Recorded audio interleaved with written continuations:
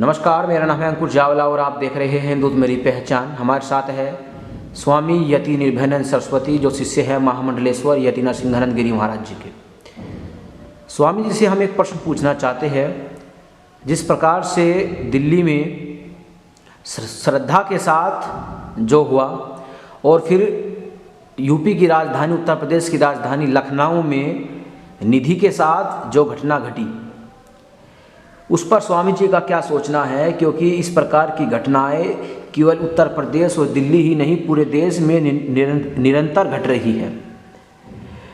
श्रद्धा को जिस प्रकार से 35 टुकड़ों में बांटा गया और निधि को जिस प्रकार से चौथे फ्लोर से नीचे फेंक दिया गया, इसके पीछे आखिरकार क्या सोच पनप रही है कि हिंदुओं की बेटियों को निरंतर निशाना बनाया जा रहा है।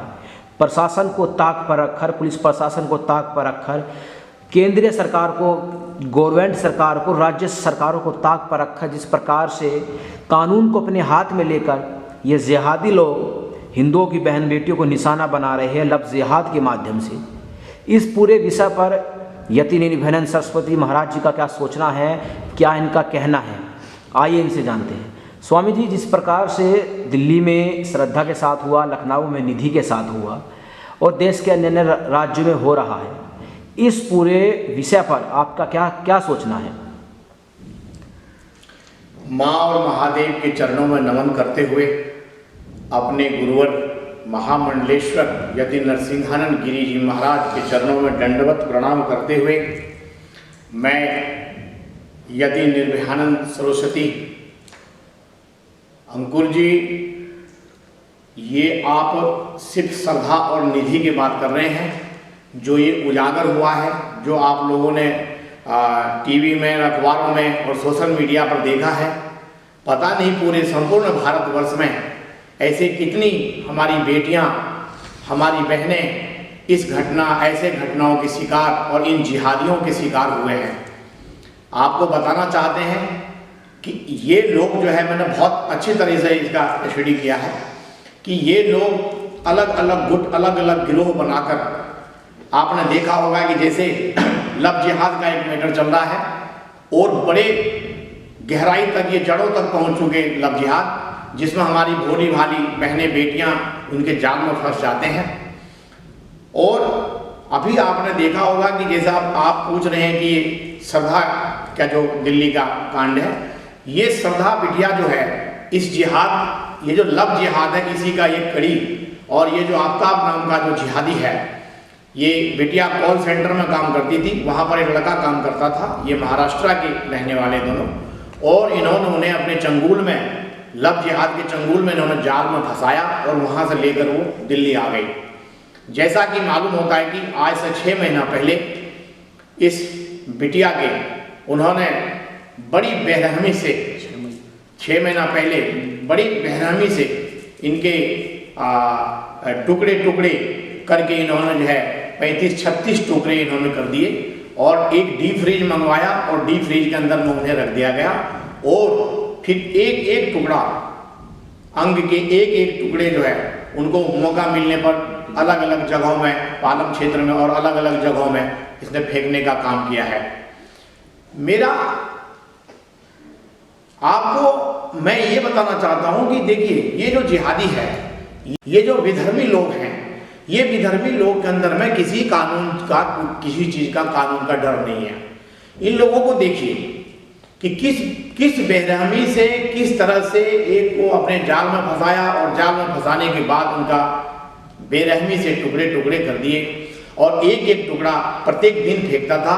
18 दिन फेंक चुका था, 19वां दिन शायद दिल्ली पुलिस के हत्थे चढ़ गया है। मालूम हुआ कि जिस रूम में उन्होंने टुकड़े टुकड़े किए थे, वहाँ का जो ब्लड है उनको साफ करने के लिए ऑनलाइन केमिकल मंगाया गया। देखिए, ये मुल्ला पढ़े लिखे नहीं है, ये जिहादी इतने पढ़े लिखे नहीं, इनकी बुद्धि देखिए, इनकी उपज देखिए, इनकी बुद्धि की। ऑनलाइन केमिकल मंगाया तो उसको साफ किया गया। अभी फोरेंसिक जांच में सब पता चल जा रहा है। अभी इस तरह की घटना आप दिल्ली में आए दिन होता है, जो लोगों के नज़र में, प्रकाश में नहीं आती बातें, उजागर नहीं होता है तो लोग तक पहुंच नहीं पाते हैं। मैं कहता हूं कि इसी तरह की घटना आपने देखा कि अभी लखनऊ में हुआ है, एक के बाद क्रमशः घटना होती जा रही है।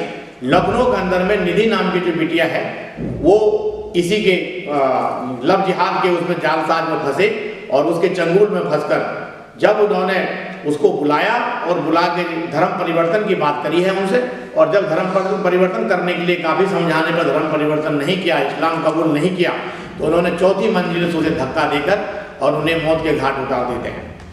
इस तरह से वो बंदा फरार था, सूफियाना जैसा कुछ नाम है उनका, पता नहीं ये तो 1000 नाम रखते हैं, अपने बाप का नाम भी बदल लेते हैं ये। तो उनको पकड़ा गया और भागने की कोशिश करा था, जिससे पुलिस द्वारा उनके पैर में गोली मारेंगे जब वो पकड़ा गया है। इन लोगों को कानून नाम का कोई भी डर नहीं है, न जेल जाने से ये लोग डर रहे हैं। इन लोगों की जो इनके लिए शांति दूत हैं, ये शांति दूत कहते हैं अपने आप को, देश में अमन चैन की बातें करते हैं। उनकी जो पुस्तक हैं, उनकी जो किताबें हैं, उनमें ऐसी चीज़ें लिखी हुई है कि आप अगर इस काम को करते हुए अगर आप मारे भी जाते हो तो आपको 72 हुरें मिलेगी और आपको शराब की नदियाँ, आपको शहद की नदियाँ, आपके दूध की नदियाँ और आपको पूरा नहवाया जाएगा और आपको सब चीज़ मिलेंगी 72 हुरें। तो आप समझ पा रहे हैं जिस पुस्तक में ये लिखा हुआ है कि शराब पीना बिल्कुल हराम है, वो वहाँ पर इनको ऊपर जाके 72 हुरें और ये सब मिलेंगे और पता नहीं क्या क्या लोंडिया पता नहीं क्या क्या मिलते हैं इनको। अब अभी माननीय अदालत न्यायालय जो दिल्ली न्यायालय है, उन्होंने आदेश दिया है नार्को टेस्ट करने का इन लड़के का, जो ये जो जिहादी है, जो आफ्ताब है, जो जिहादी सभा के जो टुकड़े करने वाले, पागल जैसा करता था, थाने में पागल की तरह लेटा, जेल में पागल की तरह लेटा हुआ है, जैसे कि ये दिखाने की कोशिश कर रहा कि मैं पागल हूँ। प्रत्येक जिहादी जब पकड़ा जाता है तो मैंने कईयों बार देखा कि ये पागल वाला रोल करने लग जाता है ताकि पुलिस इसके चकमे में आ जाए और इन्हें कहे कि ये तो पागल था, मानसिक रूप से विक्षिप्त था, इसलिए इन्होंने ऐसा कुकृत्य किया है। ऐसा कुछ नहीं है, ये कोई पागल नहीं है, इनकी बहुत बड़ा से बड़ा नौटंकी है, क्योंकि इनके जो ऊपर के जितने थे वो सब नौटंकी भाई थे और नौटंकी ही करते आए हैं। और नहीं पकड़ा गया तो बहुत बढ़िया, पकड़ा गया तो ये ड्रामा करते हैं।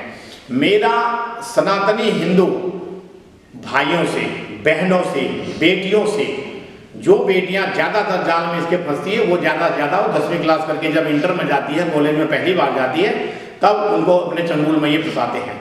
मेरी बहना, मेरी बेटियों, आप लोगों से मैं ये रिक्वेस्ट भी करता हूँ और चेतावनी भी देता हूँ कि ऐसे लोगों से अलर्ट रहिए, ऐसे लोगों से सावधान रहिए, क्योंकि ये जगह जगह ये अपने जाल में फंसाने के लिए हिंदू बहन बेटियों को ये अपना जाल फैला रखा है, अपने जाल में फंसाने का काम कर रहा है। परिणाम आप देख रहे हैं कि परिणाम रोज आप टीवी पर अखबार में देखते हैं, इसका परिणाम क्या है।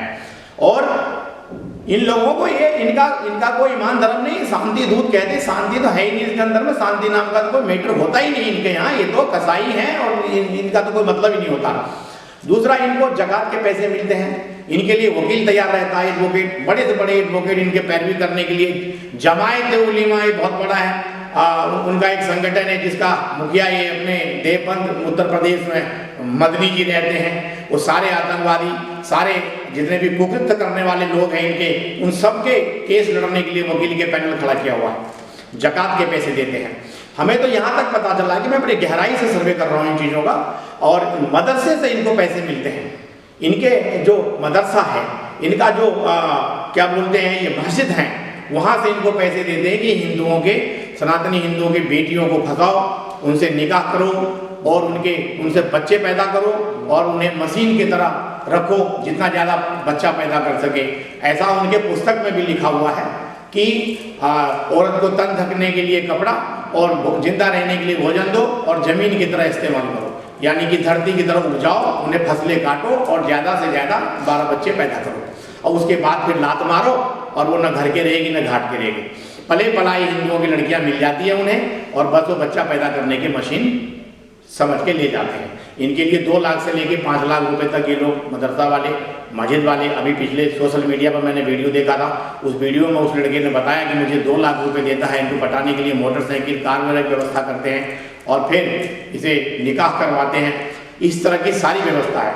लेकिन कहीं न कहीं हमारे हिंदू समाज जो है, कहीं न कहीं हमारे सनातनी समाज जो है, वो इन बातों पर ध्यान न देके ये सोचता है कि आज मेरे पड़ोस में किसी बिटिया के साथ हुआ, वो अपनी बिटिया के बारे में नहीं सोचते।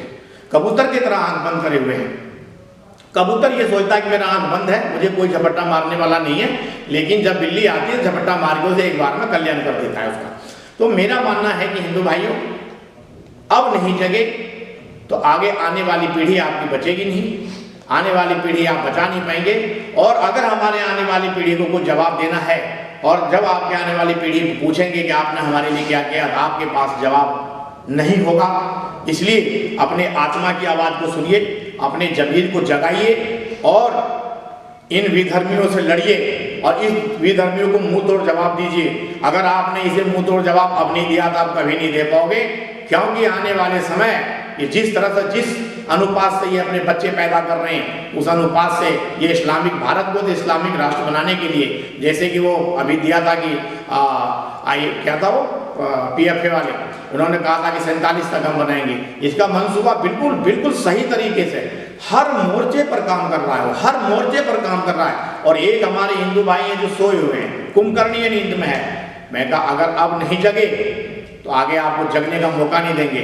और इसलिए हे आर्यपुत्र, हे सनातनी हिंदू, आप अपने अंदर की ताकत को पहचानो और निकलो और इनसे लड़ो। अगर विधर्मियों का हमने नाश नहीं करा, अगर विधर्मियों का हमने जवाब नहीं दिया, तो ये देश, समाज और हमारा परिवार कुछ बचने वाला नहीं है। हर हर महादेव, हर हर महादेव, हर हर महादेव। हमारे साथ थे स्वामी यतिनिधि सरस्वती जी, जिन्होंने अपने बेबाक अंदाज में जिहादियों का जवाब दिया और एक प्रकार से चेतावनी दी कि अगर सनातनी हिंदू शेरों को जगाया तो अंजाम सही नहीं होगा। मैं अंकुर चावला, हिंदुत्व मेरी पहचान से। जय हिंद, जय भारत, वंदे मातरम।